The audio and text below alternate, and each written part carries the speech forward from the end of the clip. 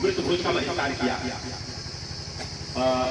तो सर दो शब्द सर आपने किया और करने के पहले जो डर था, आपका जो डर निकला और इसको चंद मिनट में आपने बताना। चंद मिनट। हेलो, धन्यवाद सर। सबसे पहले तो इस रामपुर की धरती पर आए हुए सभी लोगों को बहुत बहुत बधाई, धन्यवाद। अपना कीमती समय निकालकर आप लोग यहाँ आए हुए हैं और इस परिवार को बहुत ही हिम्मत का काम करना हुआ होगा जब इन्होंने निर्णय लिया होगा।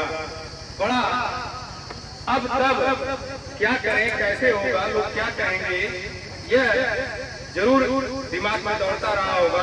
तो उसको इस परिवार ने निकाल दिया और निकाल करके श्रद्धांजलि सभा किया। इसके लिए मैं बहुत बहुत धन्यवाद देता हूं। इस परिवार को बहुत बहुत साहस के लिए बहुत बहुत धन्यवाद देता हूं। मित्रों, हम लोग कोई भी कार्यक्रम चला आ रहा है, बस उसी ढर्रे पर चलते हैं, सोचते नहीं कि ये सही है कि गलत है। जो कार्य हो रहा है वो सही है कि गलत है। हम जो भी कार्य करें सोचकर, समझकर और अपने तर्कों के द्वारा, अपने तर्क की कसौटी को कस करके तब देखें। हमारे पढ़े लिखे जो बच्चे हैं, हमारे जो नौजवान भाई हैं, नौजवान साथी हैं, उनसे कह रहा हूं कि आप लोग जो भी काम करें तर्क की कसौटी पर कस कर करें कि यह सत्य है कि असत्य है। साइंस आप लोग पढ़े हैं, संविधान आप लोग पढ़ रहे हैं, आप लोग इतिहास पढ़ रहे हैं। तो जब तक साइंस का पालन व्यवहारिक जीवन में नहीं करेंगे तो इसी तरह से अंधविश्वास, पाखंड, कुरीतियों के जाल में फंसते जाएंगे और एक अनपढ़ व्यक्ति आपको फंसा देगा। तो एक अनपढ़ व्यक्ति हमको फंसा रहा, अपने तर्क करो कि जो आप कह रहे हैं वो सत्य है कि असत्य है। क्योंकि एक प्रोपेगेंडा चल रहा है पाखंड फैलाने का, अंधविश्वास फैलाने का, लोगों को निरक्षर करने का। दुनिया में शिक्षा अभियान चल रही है, हमारे यहाँ साक्षर अभियान चल रहा है। सिग्नेचर करने का, पढ़ाने का नहीं, शिक्षित करने का नहीं। क्योंकि जब आप मूर्ख रहेंगे, आप बेवकूफ रहेंगे, आप नासमझदार रहेंगे तो इनकी बातों को मान लेंगे। आप क्या क्या मान लेते हैं, वो जो भी कह देते हैं आप मान लेते हैं।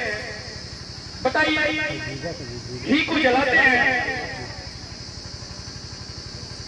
दूध को फेंक देते हैं और लोग कह रहे हैं कि गोमूत्र पियो, आप मान लेते हो क्योंकि उन्होंने कह दिया। नहीं, तर्क की कसौटी पर कसिए कि साइंस क्या कर रहा है, विज्ञान क्या कर रहा है। तो जो साइंस कर रहा है, जो विज्ञान कर रहा है, हम उसको मानेंगे। नहीं तो हमारे पढ़ने से फायदा क्या है, कुछ नहीं होगा। मित्रों, सोचने की क्षमता होनी चाहिए। माता जी हमारी खत्म हो गई, हमने निर्णय लिया कि हम मृत्यु भोज नहीं करेंगे, हम श्रद्धांजलि करेंगे। तो सबसे पहले हमने अपनी पत्नी को बताया, अपनी पत्नी को, क्योंकि सबसे अधिक अगर कोई विरोध करता तो अपनी पत्नी, अपनी औरत। ये कैसे होगा, अगल बगल वाली क्या कहेंगे, हमको ताना मारेंगे। लेकिन सबसे पहले मैंने अपनी पत्नी को मजबूत कर दिया दिल से कि देखिए इससे कुछ होता नहीं है, जो भी सेवा करना हो माता की तुम यही कर लो, जीते जी जितना सेवा करना हो माता की कर लो, कोई तुम्हारे ऊपर उंगली न उठाए। और उसने किया। सबसे पहले पत्नी, फिर उसके बाद बच्चे, परिवार। तो सबको समझाना पड़ता है, हमने सबको समझा दिया। समझाने के बाद हमने निर्णय लिया तो अब रिश्तेदार विरोध करने लगे, अरे ये कैसे होगा, तेरे नहीं होगी, हम लोग पैसा दे देंगे। और बतला रहा हूं सर, मेरी माता जी को कैंसर हुआ था और 13 महीना मैं लेकर बनारस दौड़ता रहा हर हफ्ते, और एक भी रिश्तेदार नहीं पूछने आया कि हम भी साथ चल चले या 1 रुपया आपको दे दें। नहीं, इसके लिए नहीं आया। लेकिन इसके लिए हमको बेइज्जत करने के लिए, अपमानित करने के लिए उस दिन आने के लिए तैयार था कि तेरा ही तो पैसा हम देंगे। वो हमारे सहयोग करने आया था कि हमें अपमानित करने आया था, हमारा रिश्तेदार वो हमें अपमानित करने आया था। तो सबसे पहले हमें खुद निर्णय लेना है, सोचना है, किसी दूसरे के ऊपर विचार नहीं लाना है। तो आज ये जो कार्यक्रम हो रहा है, हम लोग इकट्ठा है, इसका मकसद यही है कि मृत भोज बंद होना चाहिए। मृत भोज से समाज जो है कर्ज में डूब जा रहा है।